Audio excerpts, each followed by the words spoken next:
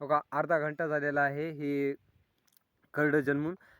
तर हे करडं जन्मल्यानंतर अर्ध्या ते 1 घंट्यामध्ये त्याच्या मातेला चीक पाजवलं पाहिजे. चीक पाजवल्यामुळे होतं काय की प्रोटीनची असंख्य प्रमाण म्हणजे ज्याला आपण कच्चे दूधसुद्धा बऱ्याच भागामध्ये म्हटले जाते. तर ते जर मातेचं दूध पाजवलं तर जे करडाला भविष्यामध्ये होणारे जे वेगवेगळ्या स्वरूपाचे आजार आहेत, त्या आजाराची बाधा होऊ शकत नाही. ती जर आपल्याला दूर करायची असेल म्हणजे भविष्यातले आजार झाल्यानंतर कोणीही पण काळजी घेते, पण आजार होऊच नये म्हणून याची एक विशेषतः काळजी शेळी पालकांनी घेतली पाहिजे. त्यासाठी महत्त्वाचं म्हणजे त्याला दुग्ध जे स्तनपान आहे ते स्तनपान केलं पाहिजे. स्तनपान कधी केलं पाहिजे तर शेळी वेल्यानंतर अर्ध्या ते 1 घंट्यामध्ये केलं पाहिजे. ते केल्यामुळे होतं काय की त्यांना जी असंख्य जे प्रोटीन्स आहेत, ते प्रोटीन्सची एक खाणच म्हणतो आपण. विल्यानंतर 1.5 दिवस ही खाण उपलब्ध असते, त्यानंतर उपलब्ध नसते. म्हणजे भविष्यात होणारे जे आजार आहेत ते पळून नेण्याचं काम ही प्रोटीन्स करतात.